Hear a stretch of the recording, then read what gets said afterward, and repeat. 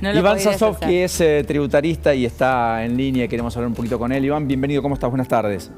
¿Qué tal? Muy buenas tardes. Un placer para mí siempre acompañarlos. El placer es nuestro. Iván, ¿vos crees que es confiscatorio este adicional, como algunos tributaristas decían? Mira, la verdad es que la confiscatoriedad está planteada sobre esta percepción en términos teóricos, pero desde el punto de vista práctico no puede ser confiscatorio porque la tasa del impuesto no ha aumentado. Lo que ha aumentado es la percepción que se hace anticipadamente del tributo, pero podría haberse planteado la confiscatoriedad ya antes, porque en realidad se está percibiendo sobre una manifestación de un hecho, una manifestación de capacidad contributiva, que es el consumo. Se está percibiendo un impuesto que es impuesto al patrimonio o impuesto a las ganancias. Entonces hay una dislocación entre el hecho que estoy realizando con el impuesto que después termino pagando, para lo cual lo puedo usar. ¿Por qué? No termino de entenderlo, Iván. ¿Por qué? Porque hay tres manifestaciones de capacidad contributiva sobre las que se pueden gravar impuestos. Una es el consumo. Por ejemplo, el impuesto al valor agregado recae sobre el consumo. Sí, IVA. Una es la renta, que es el impuesto a las ganancias. Y otra es el patrimonio, que es el impuesto sobre los bienes personales. Nosotros, en realidad el fisco se prestó para malversar las potestades que tiene de cobrar anticipadamente impuestos, porque está cobrando un impuesto que se va a utilizar para el impuesto al patrimonio o el impuesto a las ganancias principalmente, pero sobre una manifestación de consumo, que es la utilización de una compra o de un servicio prestado desde el exterior a través de tarjetas de crédito o de débito afuera. Con lo cual, la manifestación o lo que estoy haciendo, Eleonora, es consumir, y el fisco está presumiendo que estoy ganando.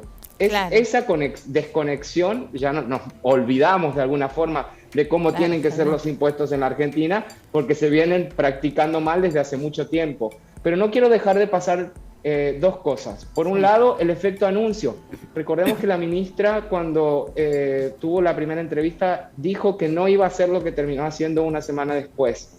Eso genera un desconcierto, y que la AFIP sea la herramienta a partir de la cual se utiliza las herramientas del Estado y se malversan, porque no sé qué otro término usar, las potestades que la ley de procedimiento tributario le otorga al fisco para que pueda cobrar impuestos, pero no puede cobrar más de lo que el impuesto defina. El impuesto define que la tasa máxima para las personas humanas es del 35%. Cobrar el 45% es realmente un exceso en las potestades tributarias que con buena fe la ley le otorga al fisco para poder manejarse. Esto que genera efectos mucho más allá de lo que estamos viendo en el precio del valor del dólar. Primero, genera nuevas brechas, y cada brecha es una división entre argentinos. Esta gente que habla de igualarnos a todos nos está diferenciando cada vez más. Y por otro lado, lo que genera es el efecto premio al evasor, es decir, genera informalidad. Claro. Cada una de estas decisiones tan poco pensadas desde el punto de vista macro generan eso, generan mayor informalidad, y por eso el aumento del dólar blue. Más allá de la falta de credibilidad que la ministra que recién asume, anuncia una cosa y luego hace otra, ¿no? Ahora, Iván, vos decís, bueno, no es confiscatorio lo del 45, porque en realidad lo que hicieron es buscarle un vericueto y aumentar la percepción de ganancias, correcto, ¿no? ¿Esto entonces puede ser aumentado infinitamente? ¿Sí? Ese es el tema, la ley no le pone topes.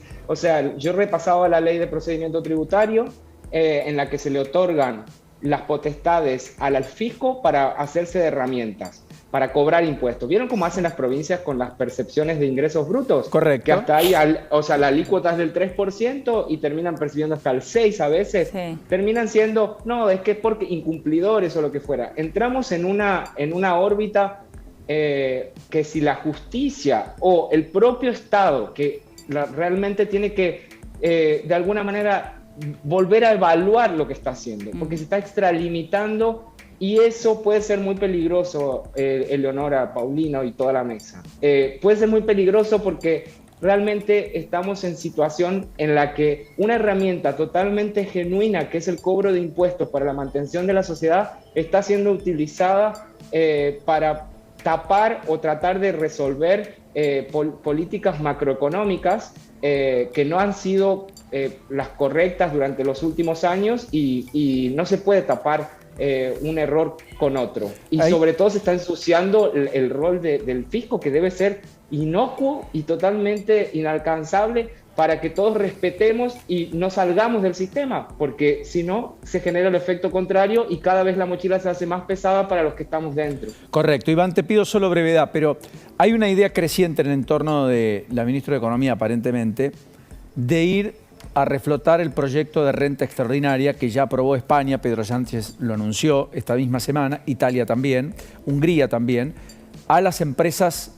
energéticas, en el caso de Europa, a propósito del diferencial de precios, pero aquí en la Argentina se va a un esquema donde van a buscar cobrarle a grandes contribuyentes algún adicional, casi como una sustitución, que no va a lograr, del famoso impuesto a la riqueza, que ya no cuentan las arcas públicas este año, pero que el año pasado le dio aire fiscal al propio gobierno.